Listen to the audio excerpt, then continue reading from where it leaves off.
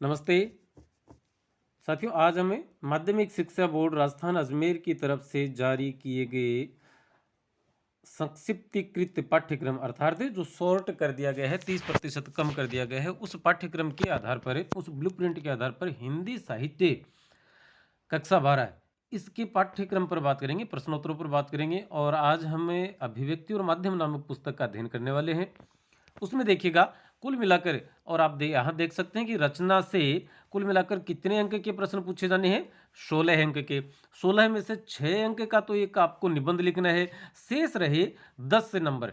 इन 10 नंबरों के लिए हमें एक नई पाठ्य पुस्तक हमारे लिए इस बार लागू की गई है, और पाठ्य पुस्तक का नाम आप यहाँ पर ये देख पा रहे हैं, अभिव्यक्ति और माध्यम। इस पाठ्य पुस्तक पर आधारित है, और इस पाठ्य पुस्तक पर आधारित में से कुल मिलाकर हमारे पाठ्यक्रम में इस बार 5 पाठ रखे गए हैं। एक पाठ तो रखा गया है विशेष लेखन स्वरूप और प्रकार, इसका वीडियो जारी हो चुका है। ठीक है, इसके अलावा पत्रकारीय लेखन के विभिन्न रूप और लेखन प्रक्रिया, इसका वीडियो भी जारी हो चुका है। अब यहां आप देखेंगे कि पत्रकारीय लेखन के विभिन्न रूप और लेखन प्रक्रिया, इसमें 2 प्रश्न होंगे और दोनों 2 अंक के होंगे, अर्थात लघुतरात्मक प्रश्न होंगे, और हमें 4 अंक इसमें से हासिल करने हैं। यहाँ विशेष लेखन स्वरूप और प्रकार, इसमें 3 प्रश्न होंगे और तीनों ही प्रश्नों का अंक भार 1-1 अंक रहेगा, अर्थात अति लघुतरात्मक प्रश्न होंगे जो कि 3 नंबर के।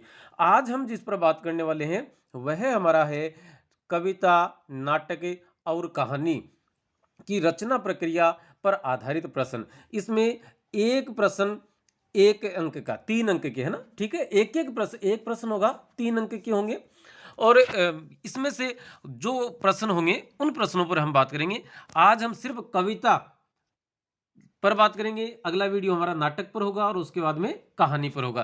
तीनों वीडियो हम एक साथ अलग अलग पाठों के अलग अलग जारी करेंगे। आप यहाँ पर देख पा रहे हैं कि ये देखिएगा आपका अभिव्यक्ति और माध्यम नामक पुस्तक है, और यहाँ पर 3 पाठ आपके हैं, कैसे बनती है कविता, नाटक लिखने का व्याकरण, और कैसे लिखे कहानी। इन तीनों पाठों के वीडियो हमें देखने हैं। देखते हैं, हो सके तो वीडियो पूरा देखिएगा। आगे देखते हैं। देखिए, अभिव्यक्ति और माध्यम अध्याय नंबर 6, कैसे बनती है कविता। तो कविता का जन्म किस रूप में हुआ? तो कविता का जन्म मौखिक या वाचिक रूप में हुआ था। किस रूप में? मौखिक या वाचिक रूप में। सबसे पहले कविता मौखिक रूप से सुनाई गई थी या वाचिक रूप से। कविता का मूल तत्व क्या है? कविता का मूल तत्व है संवेदना और राग है। क्या है? संवेदना और राग है। कविता की मूल संवेदना क्या है? तो संपूर्ण समाज या सृष्टि से जुड़ने और उसे अपनाने का बोध ही कविता की मूल संवेदना है। ये इंपॉर्टेंट क्वेश्चन है। कविता की मूल संवेदना क्या होगी? कि संपूर्ण समाज या सृष्टि मतलब प्रकृति, इन दोनों से जुड़ने और उसे अपनाने का बोध ही कविता की मूल संवेदना मानी जाएगी। कविता के विषय में कवि सुमित्रा नंदन पंत ने क्या कहा है? सुमित्रा नंदन पंत लिखते हैं कि वियोगी होगा पहला कवि, आह से उपजा होगा गान, उमड़कर आंखों से चुपचाप बही होगी कविता नजर।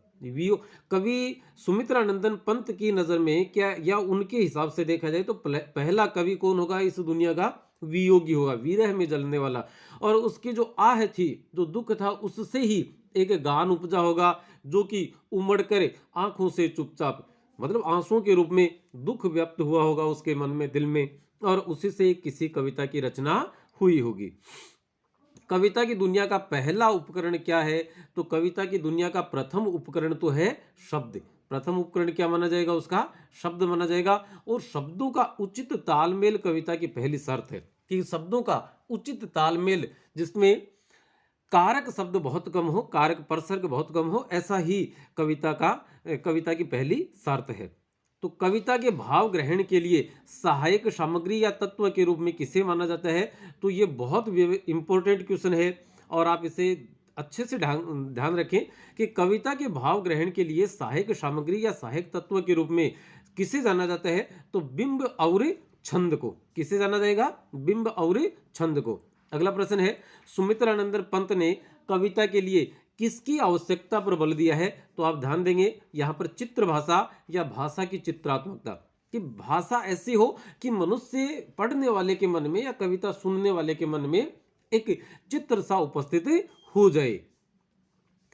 कविता का अनिवार्य तत्व किसे माना गया है? छंद या आंतरिक लय को। बहुत इंपॉर्टेंट क्वेश्चन है। कविता का अनिवार्य तत्व किसे माना गया है? छंद या आंतरिक लय को, अर्थात किसी कविता में उपस्थित लयात्मकता या संगीतात्मकता, मतलब लय भी हो और उसमें संगीत भी हो। जरूरी नहीं कि किसी छंद में ही लिखी हो। यदि वो मुक्त छंद की कविता है तो भी उसमें संगीत तत्व का विद्यमान होना बहुत जरूरी है, अर्थात उसमें आंतरिक लय होना बहुत जरूरी है। संगीत लयात्मकता या संगीतात्मकता को ही कविता का अनिवार्य तत्व माना गया है।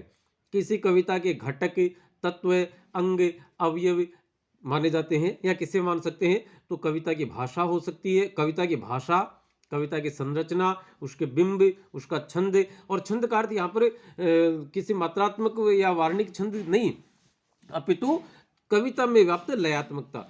कविता की भाषा, उसकी संरचना, उसके बिंब, उसके छंद, ये वर्ण्य कविता के आवश्यक घटक माने जाते हैं। वर्ण्य का अर्थ है वर्णन किया गया हो उस कविता का।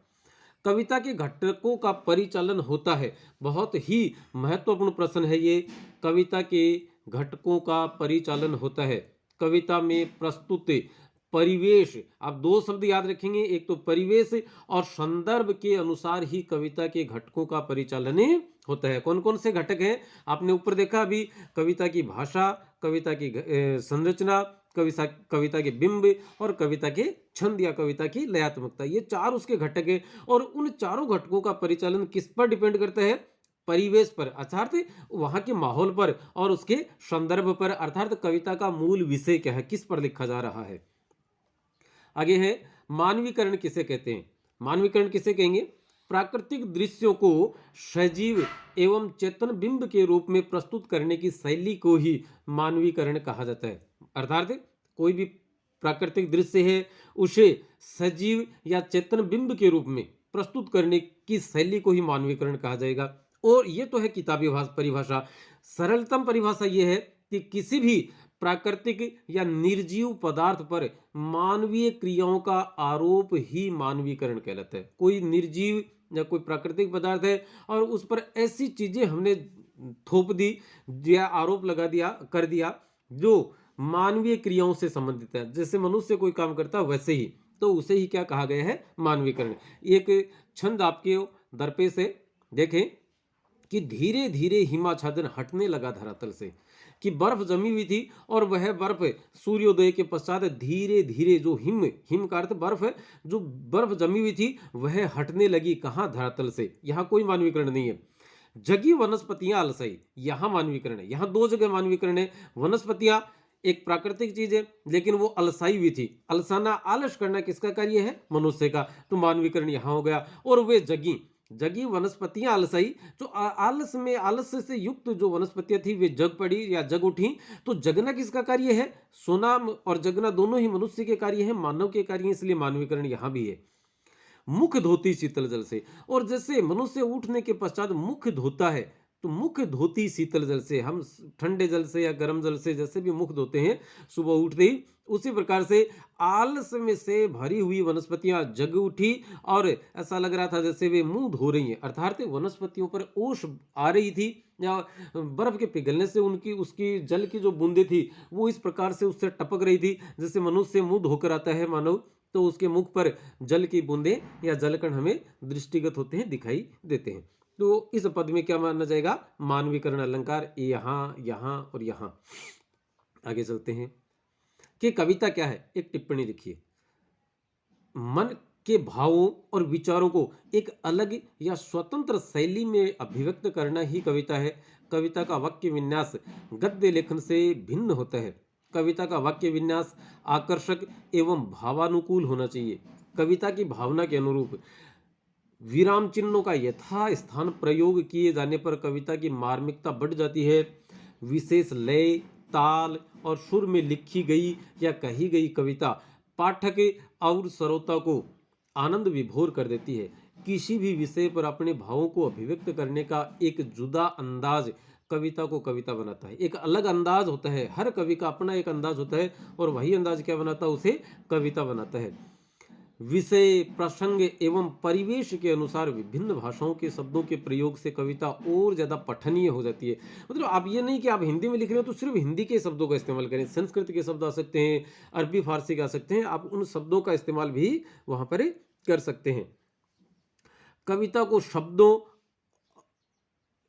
और उनके संयोजन, संयोजन का मतलब उनको ठीक जगह बैठाना। सबसे पहली बात तो शब्द तो होने चाहिए और उन शब्दों का तालमेल, संयोजन भी और लयात्मकता से अनुशासित होना चाहिए। संबंधित भाषा और उसके व्याकरण का ज्ञान होना भी जरूरी है। किसके लिए? कवि के लिए, ताकि वह अपनी कविता में जो धार पाठकों के लिए, श्रोताओं के लिए देना चाहता है वह उपस्थित कर सके। दोस्तों आज के लिए फिलहाल इस वीडियो में इतना ही। नमस्ते, धन्यवाद।